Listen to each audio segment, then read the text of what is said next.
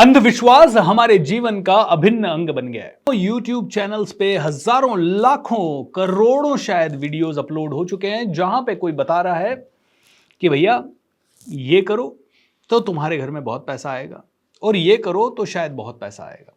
अब आदमी कंफ्यूज्ड है एक्चुअली करें क्या, क्योंकि 1 लाख से ज्यादा छोटी मोटी रेमेडीज घूम रही है।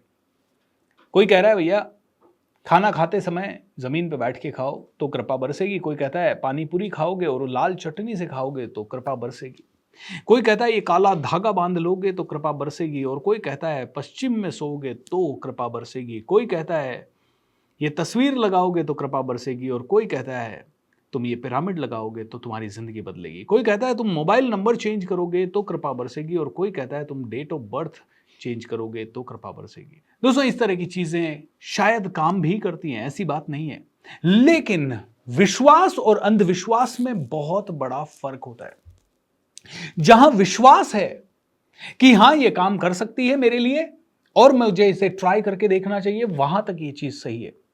लेकिन अब इसके बिना मेरा कोई भी काम होगा ही नहीं, इसके बिना मैं कुछ और करूंगा ही नहीं, इसी चीज को साथ लेके जिंदगी के हर एक पहलू का डिसीजन लूंगा, यह अंधविश्वास हो गया। एक बहुत ही प्यारी सी कहानी सुनाता हूं आपको और आपको बड़ा मजा आएगा इस कहानी को सुनते हुए। एक मौलवी साहब थे, बहुत ही पहुंचे हुए मौलवी साहब थे। तो उनके एक मुरीद ने उन्हें घर पे खाना खाने के लिए बुलाया, दावत के लिए इनवाइट किया। तो मौलवी साहब दावत के लिए पहुंचे। घर पहुंचने के बाद आराम से ये लोग ड्राइंग रूम में बैठ के बातें कर रहे थे और इतनी देर में मुरीद जो थे उनकी वाइफ खाना वाना बना रही थी और किचन में इनकी बातें भी थोड़ा बहुत सुन रही थी। अचानक से मौलवी साहब ने कहना शुरू किया, हट हट, दूर हट, दूर हट, निकल यहां से।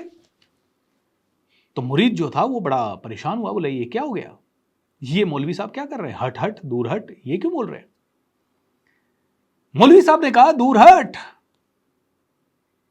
तो इस आदमी ने थोड़ी देर बाद मौलवी साहब से पूछा, मौलवी साहब ये क्या हुआ आपको अचानक से। अरे नहीं नहीं, वो क्या हुआ कि मक्का में जो मस्जिद है हमारी सेक्रेड मस्जिद, उधर लोगों के साथ एक कुत्ता भी अंदर घुसने की कोशिश कर रहा था, तो मैं उस कुत्ते को भगा रहा था।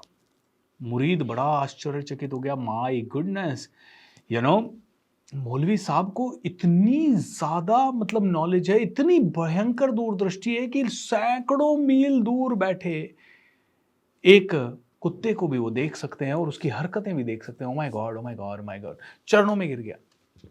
बट जो मुरीद था उसकी वाइफ को ये बात हजम नहीं हुई। उसकी वाइफ सबको खाना परोस रही थी। सबके खाने में चावल के ऊपर अचार रख के मैडम ने दिया, लेकिन मौलवी साहब को क्या किया, अचार पहले रख दिया और उसके ऊपर काफी सारे चावल डाल दिए। तो मौलवी साहब इधर देखने लगे, सभी लोगों ने खाना चालू किया। सभी लोग आराम से अचार के साथ चावल का आनंद ले रहे थे एंड मजा आ रहा था। मौलवी साहब इधर देखें। मुरीद की बीवी ने पूछा, मौलवी साहब आपको कुछ चाहिए। बोले मोहतरमा शायद आप मुझे अचार देना भूल गई। मोहतरमा ने कहा, मौलवी साहब आप तो इतने किलोमीटर दूर का देख सकते हैं, तो आप तो देख ही पा रहे होंगे कि चावल के नीचे अचार है। दोस्तों कितनी बड़ी बात है, समझिए। कोई सच में इतना दूरदृष्टि वाला इंसान है जो इतनी दूर की देख पा रहा है, तो वो अपना भविष्य क्यों नहीं देख पा रहा, तो वो अपना फ्यूचर नेक्स्ट लेवल पे क्यों नहीं देख पा रहा, उसे झूठ का सहारा क्यों लेना पड़ रहा है। कई लोग ऐसी रेमेडी बता रहे हैं, वशीकरण मंत्र बता रहे हैं कि आप किसी की भी आत्मा को वश में कर सकते हो, किसी को भी आपके प्यार में पढ़वा सकते हो, आप कोई भी कुंडलिनी शक्ति जागृत कर सकते हो, आप बगलामुखी माता को प्रसन्न करके आप किसी का भी भविष्य जान सकते हो, आज आप किसी के भी पर्चे लिख के उसके पर्चे से भविष्य जान सकते हो। एंड हो सकता है कई लोग जानते भी हों, मैं ये नहीं कह रहा कि सबके सब फ्रॉड होंगे, मैं ये नहीं कह रहा कि सबके सब नहीं जानते होंगे, लेकिन एक आदमी सच में चमत्कार करता है और 100 लोग उसका लाभ उठाते हैं। आपने मूवी देखी है भूल भुलैया 3, रूह बाबा, वो कहता है अरे लोगों को लगता है कि मुझे तो आत्माएं दिखती है, ये लैपटॉप जो है ना ये तुम्हारे लिए अशुभ है, दे दो इधर, इतनी सारी चेन वगैरह नहीं लटकानी है, सिर्फ एक चेन पहननी है और ये घर में भी रखने से तुम्हारे वो जो आत्मा है वो नाराज हो रही है, ये इधर दे दो। दोस्तों विश्वास करें, अंधविश्वास नहीं। आधे लोग दुखी इसलिए हैं क्योंकि अंधविश्वासों में घिरे हुए हैं। और अंधविश्वास कई तरह के हो सकते हैं, जैसे कि एक अंधविश्वास, और इसके ऊपर मैं बात करना चाहूंगा। मुझे पता है कि कई लोग इससे नाराज भी हो सकते हैं और कई लोग इसे अलग तरीके से भी ले सकते हैं। जैसे महिलाओं में मेंस्ट्रुअल साइकिल है और इतने सालों से एक धारणा बनी हुई है कि भाई मेंस्ट्रुअल साइकिल में आप अपवित्र हो गई हैं, आप खाना नहीं बना सकती किचन में, आप भगवान की पूजा नहीं कर सकती, आप मंदिर में नहीं जा सकती और आप कई सारे शुद्ध कामों में इन्वॉल्व नहीं हो सकती। अच्छा, महिला को मेंस्ट्रुअल साइकिल में वो अपवित्र हो गई है, लेकिन हाँ, बच्चे को दूध पिलाना है तो तुम्हें ही पिलाना है भाई, तुम हो माँ। तो फिर वो बच्चे ने दूध पिया माँ का, तो वो भी अपवित्र हो गया। और हम में से हर एक इंसान ने ऐसे सिचुएशन में अपनी माँ का दूध पिया है, तो हम सब अपवित्र हो गए। What is that logic? हो सकता है कोई पंडित पुजारियों के पास इसका कोई सटीक लॉजिक हो, मुझे आज तक मिला नहीं, इसीलिए मैं इसके ऊपर बात कर रहा हूं। क्या ये अंधविश्वास नहीं है? कैसे हमारी मां और बहन अपवित्र हो सकती है? कैसे?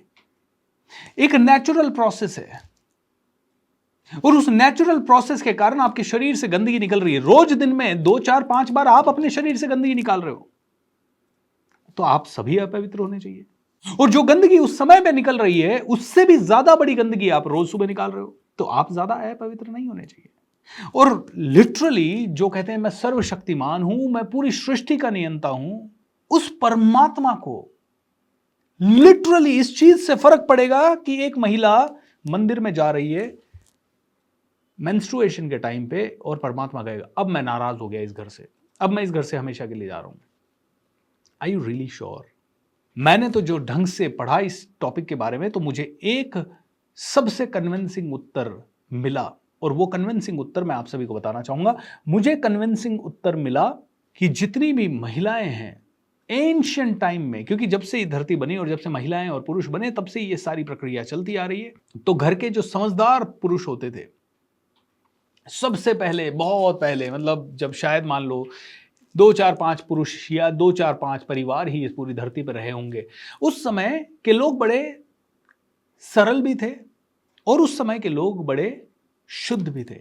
उन्होंने देखा कि एक महिला को पीड़ा हो रही है, ब्लड रिलीज हो रहा है, कमर में दर्द हो रहा है, पेट में दर्द हो रहा है।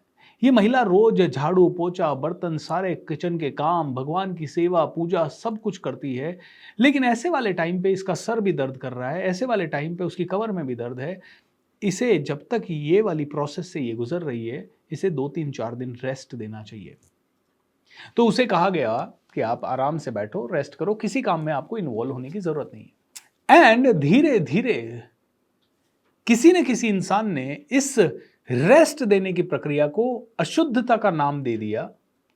किसी ने मजाक में कह दिया, अरे नहीं नहीं नहीं, ये जो है ना ब्लड भगवान को लग जाएगा या और कुछ हो जाएगा तो उसके कारण अशुद्धता हो जाएगी सारे घर में, ये तुम रेस्ट करो। किसी ने मजाक में इसको अशुद्धता बोल दिया और उसके बाद पूरी दुनिया ने इसको अशुद्धता मान लिया। नेचर्स कॉल अगर कोई भी है तो वो अशुद्ध कैसे हो सकता है? दोस्तों, हम इंसान हिपोक्रेट होते जा रहे हैं। हम इंसान आज कोई भी धारणा को पकड़ लेंगे और किसी को भी बिना लॉजिक के मानना शुरू कर देंगे। मैं कहता हूं हर चीज के पीछे कोई ना कोई साइंटिफिक लॉजिक हो सकता है ना, और लॉजिक नहीं, कॉमन सेंस तो हो सकता है। उस समय बनाया हुआ खाना थोड़ा दूषित हो सकता है, वो इसलिए क्योंकि महिला को शरीर में पीड़ा है, अंग अंग में पीड़ा है, और जब अंग अंग में पीड़ा है उस चेतना के साथ अगर कोई खाना बनाता है तो डेफिनेटली वो खाना अशुद्ध नहीं है, लेकिन उसमें जो भाव मिले हुए हैं, प्रेम के भाव मिलने चाहिए, उसमें खुशी के भाव मिलने चाहिए। उस समय पेन है तो पेन, तकलीफ के भाव उसमें मिले हुए हैं, इसीलिए वो खाना नहीं खाना चाहिए। या उस समय खाने का बहुत बड़ा महत्व था। आज तो हम कहीं का भी खा लेते हैं, किसी भी आदमी के हाथ का खा लेते हैं, बाजार में निकलते हैं, हम ये सोच के नहीं खाते कि किस आदमी की कैसी भावना है। लेकिन पहले के जमाने में बहुत सिद्ध पुरुष जो होते थे वो जानते थे भाव की महिमा बहुत जबरदस्त है। इवन सिस्टर शिवानी कहती है अगर आप खाना बना रहे हैं तो प्रेम से बनाएं, गुनगुनाते हुए बनाएं, और उस खाने से आपके परिवार वालों की सबकी सेहत अच्छी हो जाएगी। लेकिन हाँ, अगर आप खाना गुस्से से बना रहे हैं, चिड़चिड़े होकर बना रहे हैं और आपकी बॉडी में बहुत पेन है और फिर खाना बना रहे हैं, तो हो सकता है वो पेन ट्रांसफर हो जाए लोगों के शरीर में। ये लॉजिक जरूर था जिसके कारण खाना नहीं बनाने दिया जाता था या किचन में जाना अलाउड नहीं था। दोस्तों, लॉजिकल तो हम सोचते नहीं है, हम कोई भी चीज पकड़ लेते हैं और फिर मेल डोमिनेटेड सोसाइटी है, और फिर औरत की सबसे बड़ी दुश्मन औरत ही है। सास के साथ ये हुआ तो बहू के साथ ये होना ही है, बहू के साथ ये हुआ तो अगली बहू के साथ ये होना ही है, बेटी के साथ ये होना ही है। तो दोस्तों, इस वीडियो के माध्यम से मैं आप सभी को कहना चाहूंगा, आधी से ज्यादा जिंदगी की तकलीफें तब दूर हो जाती है जब आप जिंदगी को सरल तरीके से लेना शुरू करते हैं। इस जिंदगी में सरल हो जाए, सहज हो जाए, पूरी तरह से नॉर्मल हो जाए, और फिर देखें आपके हजारों दुख, दर्द, प्रॉब्लम्स, परेशानियां आराम से हंसते हंसते कट जाएगी। थोड़ा कॉमन सेंस का प्रयोग करें, रोज रात को मेडिटेशन जरूर करें, मस्त रहें, मेरे सारे फ्री प्रोग्राम्स में रजिस्टर करें। I am sure it is going to give a lot of value to each and every one of you। हर एक माताओं बहनों तक, हर एक बूढ़ी सास तक, और हर एक पुरुष तक ये वीडियो जरूर फैलाएं, ताकि हमारी माताओं बहनों, हमारी वाइफ और हमारे बच्चों को बहुत जबरदस्त इससे नॉलेज मिले। अंधविश्वास जो हैं, अंधविश्वासों से हम बाहर निकलें एंड हम अच्छी जिंदगी जी पाएं। Lots of love, thank you so much, bye bye.